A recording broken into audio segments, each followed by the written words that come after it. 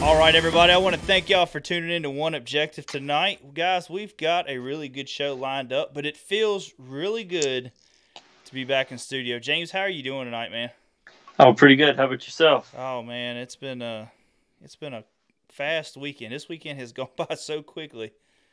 I've been waiting all week. We've been off for a week fishing, and then we were off, worked a week, and then before that, though, we were off a couple of days for the Bassmasters Classic. And it just kind of getting back in the grind for the full week of work was it was a drag. It was a big time drag. Yeah, I'm right there with you, buddy. So just kind of getting back into the grind of things and wishing the week away so fast. And then weekend got here, and now weekend's gone. So, but anyways, we are happy to be here in the studios. I know it's been a long while. Seems like forever. Been a good 4 weeks since we've done a show. It's been a lot going on. Oh yeah, it's been a ton going on. So we fished our first national championship. The 2019 Bassmasters Classic was a big deal. So we had a lot of videos that went up for that. I want to thank everybody that liked our videos and watched them and shared them, and all the new subscribers, guys. It's been crazy how many subscribers we've gotten since the Classic, and we really appreciate everybody that has subscribed. So, Chris, how you doing, buddy? We got you in the house. I ain't seen you in 3 weeks. So pretty good. Hanging in there. That's right. We got Chris. He's kind of the man behind the scenes, making everything work. So getting back into the swing of things. That's right. That's right. So you back to work now. This is work. Yeah, I'm back to work. Vacation is over. But nah, it's been a good week. Good couple weeks. Just been crazy fast, and just kind of got on the water today, trying to put some numbers on the board. James, I know you went yesterday, but you didn't have long yet. You only went out for like 2 hours yesterday. If that, yeah. So, probably more like an hour and maybe an hour and 45 minutes or something like that. Yeah, that's tough. That's a tease. Yeah. But I was able to get out a little bit. I got up later than I wanted to this morning, and that's the cool thing about these month-long events. You can go whenever. There's no rush to hurry up and get on the water. Yeah. But got out a couple hours, was able to put some fish on the boards. No monsters, but I was able to get a good limit, something to build on. So, James, we got to get you some numbers on the board now. Oh, yeah. It will happen sometime this week. Oh, yeah. Yeah, fishing's about to fire up here around Virginia. I know down in your area, I seen where Marco, what did he finish, second or third today? Did you see that? I think it was third. Yeah. It was third. Said he caught his first fish off a bed today. Yep. So, down your way, they starting to come up on the beds. I seen 2 rolling today, and it was 55, 56 water temperature. Now, granted, I come back, and they wasn't there, but I seen them there rolling. So they're trying to do the deed. You know what I mean? We're getting into April. Trees are blooming. It's getting about that time. Oh, well, yeah, it's that time. So I'm hoping for me and you, we get to see some giants up on bed and be able to put some big numbers up for trying to qualify for 2020 National Championship. So absolutely. But James, I do want to congratulate you on your top 100. I know you weren't able to still get a check, but man, it was 460 some people down there, and you made it. What you ended up finishing 60th, 67th, 67th. So I mean that's really good out of all them people, man. So congratulations to you on that. Thank you. We'll go in a little bit further after we have our guest on tonight on what you were able to pattern and put together and make the changes for all 3 days. But for me, it sucked. I mean, I caught fish. But I just couldn't get nothing together. And if anybody paid any attention to my post for the first day of the event, I ended up having food poison or something. I mean, I was up chucking pretty bad over the side of that boat. Hey, I was chumming like crazy. They could have DQ'd me, maybe. I don't know, man. I think it's supposed to be chumming, but it was pretty bad there for a while. So I actually had a guy paddle in to make sure I was okay because he's stung by alligator. It was pretty horrendous. I know you got to meet a couple more guys on the last day. We left early because we didn't make top 100, and I was ready to get home. But it was good just meeting everybody and shaking hands with guys that listen to our show and that follow us on Facebook and Instagram and all that. So that was fun. That was fun meeting a lot of them guys. But Absolutely. kind of talk a little bit about the Bassmasters Classic before we get our guest on. What time is it right now? 9:06. Okay. So, Ott Defoe, everybody knows by now. I was actually trying to get him on. That was going to be the guest that we was going to try to get on today. But I think today was the start of the Major League Fishing, Bass Pro Tour practice today. So, It was. yeah, so I knew that was probably going to be tough to get him on. We're going to work on getting him on. I've sent a couple emails and all that, but just scheduling-wise, it wasn't working. But so congratulations to Ott Defoe. James, tell us what your take was on the Bassmasters Classic. I mean, I know I'm putting you on the spot here because we will talk about this later, but what was your take on the Bassmasters Classic? Let's don't talk about the expo yet. We'll save that. We'll save that jewel for later. Let's just talk about the Bassmasters Classic. What do you think? What did you think about it? I thought they done a really good job. I mean, it was a kind of an ending of an era, you know. So, I mean, I think they done a really good job. Like you said, the expo was. We'll talk about that later, but that to me was the worst part of it. Everything else seemed to go really, really well. I mean, it's the classic. Yeah. It will always be the classic. So, that's the thing to be at. Yeah. Yeah, I mean, and no matter if you're kayak fishing, bass boat fishing, whatever, if you ever had a dream of being on the biggest stage in the world, it's the Bassmasters Classic. In my opinion, it's not the FLW Forest Wood Cup. Not throwing jabs or nothing like that. I mean, I like both series, all that. But when it comes down to it, to get the most exposure and the biggest hype and all that is the Bassmasters Classic. And they did a really good job. Like I say, it was an ending of an era. It's a lot of guys that, at least for a while, you won't see in the Bassmasters anymore, you know. Nope. I mean, there was a lot of crap talk. You know, everybody was hoping that none of the Bass Pro Tour guys would win. And you look, half of the field up there was the Bass Pro Tour guys. So it was awesome. I just couldn't believe how fast the river was running. I don't think it runs like that all the time, but just me and you walk down there, and just to see how much current was in that river. It was getting crazy. it. Yeah, it was moving, man. So, Chris, did you say we had a question or I something? got a question. Oh man, all right. Daniel wants to know what was a lure that worked at the national championship that produced toad, and did anyone use the jackhammers? I know there was some. I actually used a jackhammer on practice. I caught a decent one. I'm gonna say, James, you can back me up on this. Probably the number one bait, and you can go to Bass Pro Shops and look for it on the shelf, and you weren't gonna find it. Was a Cinco. Yes, for this national championship, I think it was a Cinco. Yeah, for sure. The jackhammers were all gone too, but I mean, between the jackhammer and the Cinco, that was probably the two main baits. Now, when this guest comes on, and you'll see what he was throwing, which is different than what everybody else is throwing. Well, most people. He was flipping a creature bait and all that, and that's when I caught that big fish I caught, which was like a 6.5 pound bass during practice. Kind of sucks to catch them during practice, especially the day before the event's going to start. But, you know. But anyways, but I was just flipping. That's what I seemed to start to get my better bites on, was flipping a creature bait, and I was flipping a Missile Baits Destroyer, and it was just. But it seemed like anybody you talked to, guys that we were staying with, it was a Cinco, a weightless Cinco, Texas rigged, and just flipping it by the cypress trees, and I just can't freaking do it, man. Like, and I don't know why, but you know, people talk about throwing a Carolina rig, and I love throwing a Carolina rig, but and how bad it is. I'd much rather watch paint dry. But with throwing a Cinco, that's what I much rather do, is watch paint dry. Like, it's a do nothing. I can't fathom it. But for us, James, I know you seen a guy doing it, and then we started doing it a little bit more and was throwing a fluke a little bit. It worked better for you. You was able to capitalize a little bit on the shad spawn in the morning and catch them off a fluke.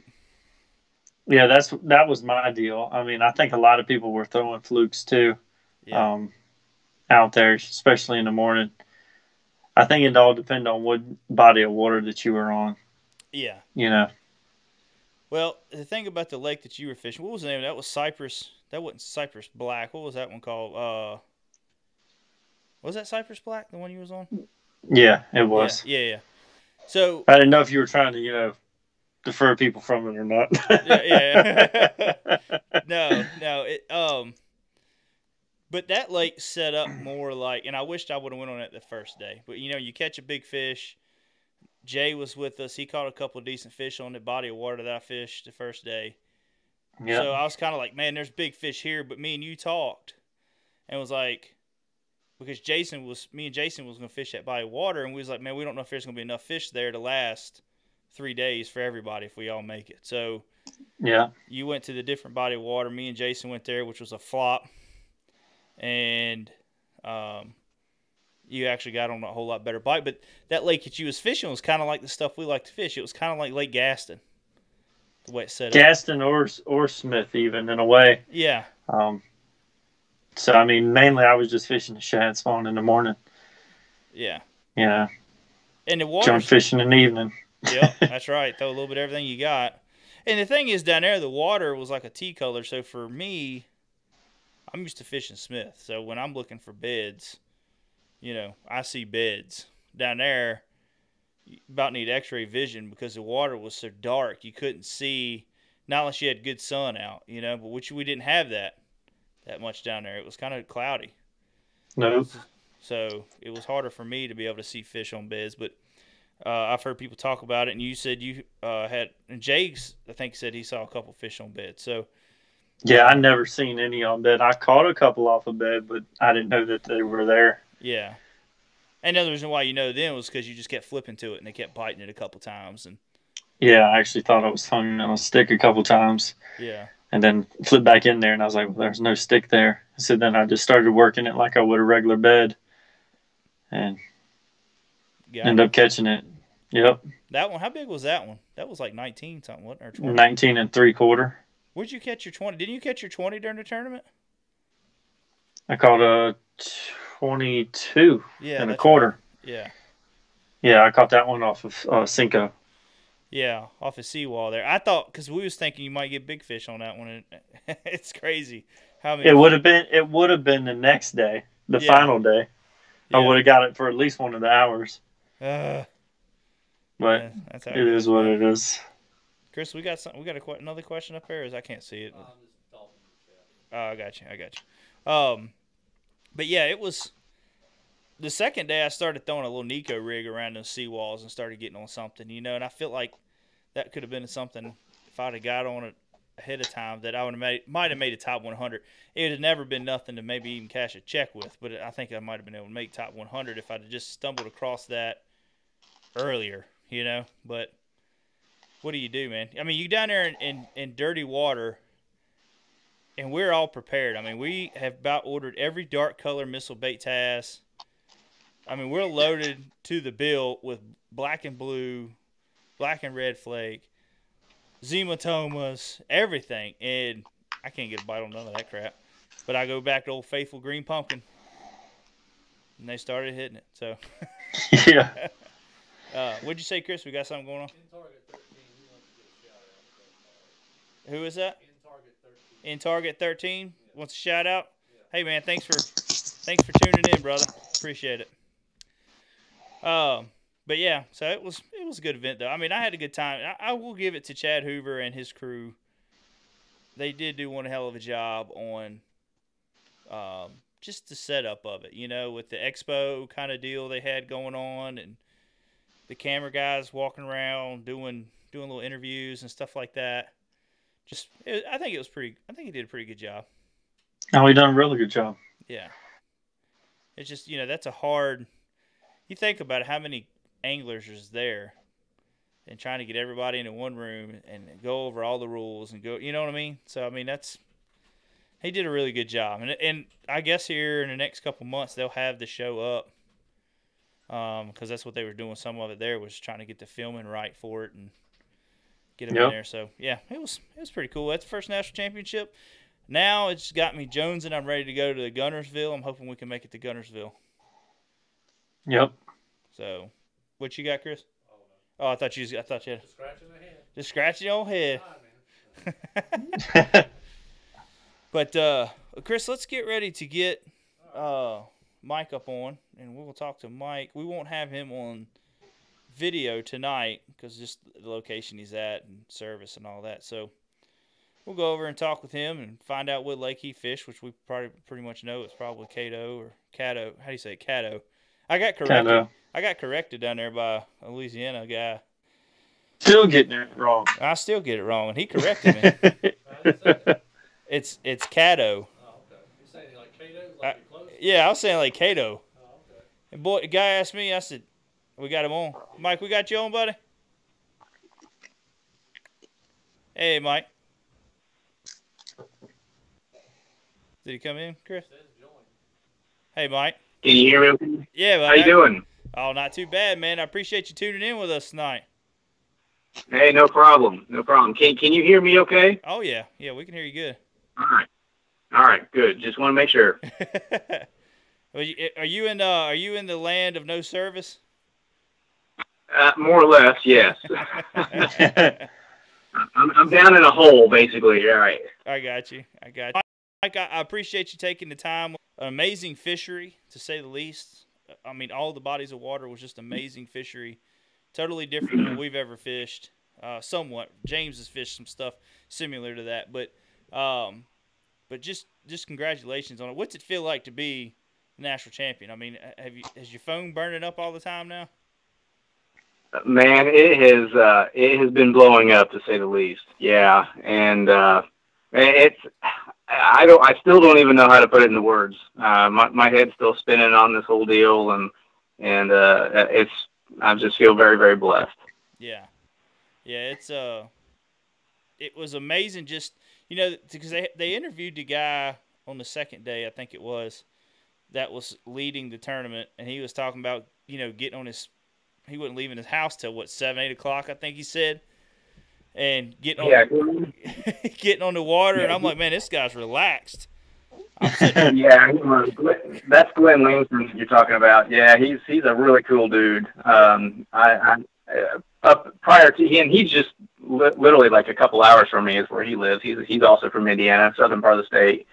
But it's weird because it was up until the national championship that I hadn't even ever met him. Yeah. So yeah, it's kind of cool to meet my new neighbor. Yeah. Well, they represented the Hoosier State pretty good. I was proud of everybody. Yeah, it just it's crazy, like, because y'all don't have no kind of bodies of water like that to fish, do you? Oh no, not even close. Yeah. Yeah. Yeah. Well, there's no such thing as a cypress tree in Indiana. So I mean, to come down there, I guess you kind of come down there open-minded and just with what you know. And I had about a week or so. I got down there pretty early, but really, I mean, my quote-unquote practice, started like 9 months ago. Right after I qualified for the event, I qualified through the state challenges, and pretty much right after I qualified for it, I just, I started doing my research and looking up as much stuff as I could online, and looking at Google Earth, all the different bodies of water that were going to be in play, and checking out YouTube videos and stuff like that. Just trying to get as much information as I possibly could. That's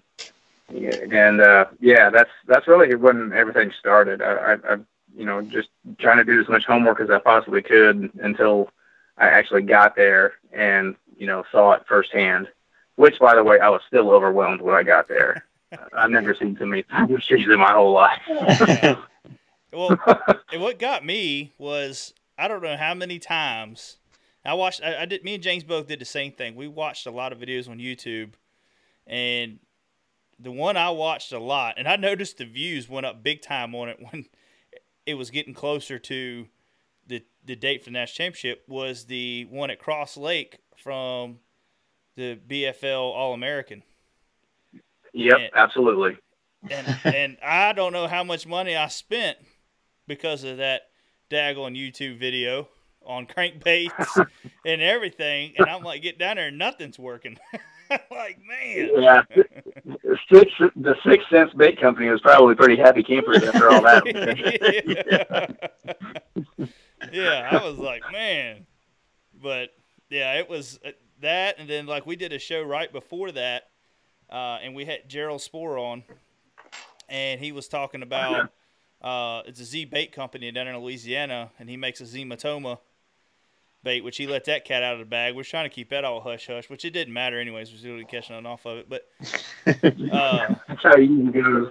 Yeah, a couple spinner baits and all that. And then I bet you that company there was loving every bit of it because ain't no telling how many baits they sold right after that because I was sitting there talking to that guy about a couple things, and he said after that show, he sold a pile of Zimatoma D-bombs after that wow. show. I was like, God, dog it, Gerald, why did you have to tell everybody?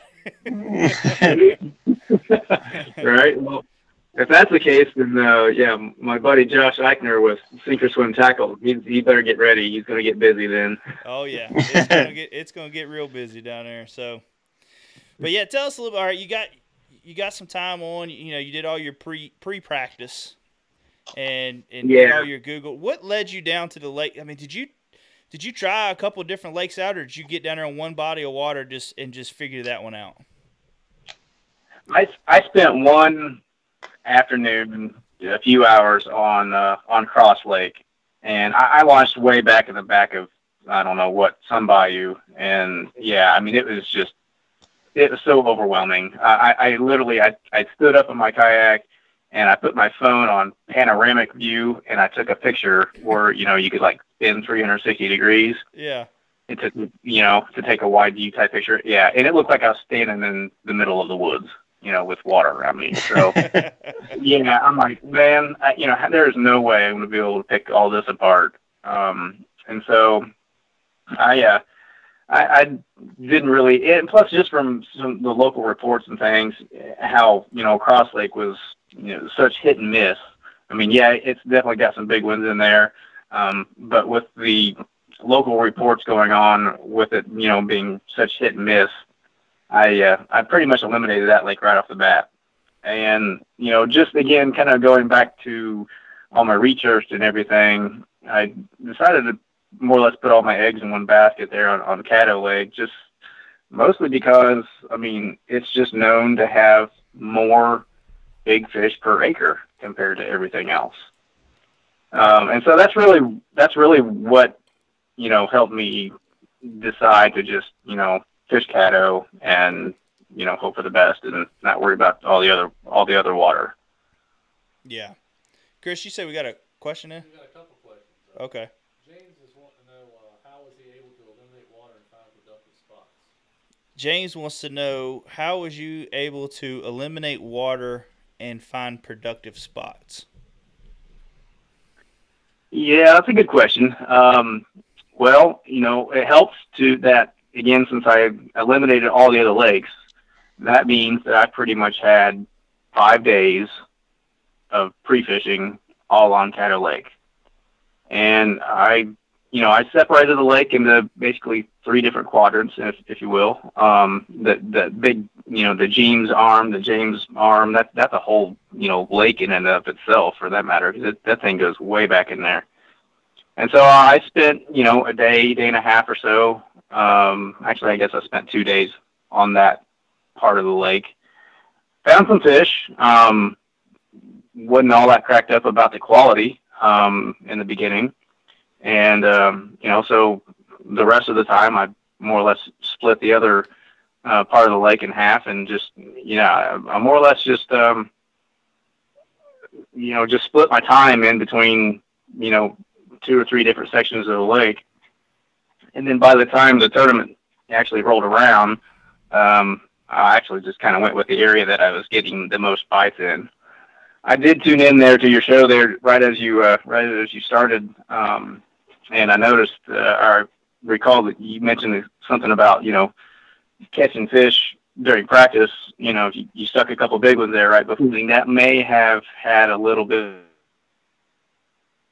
I think we lost you a little bit, buddy.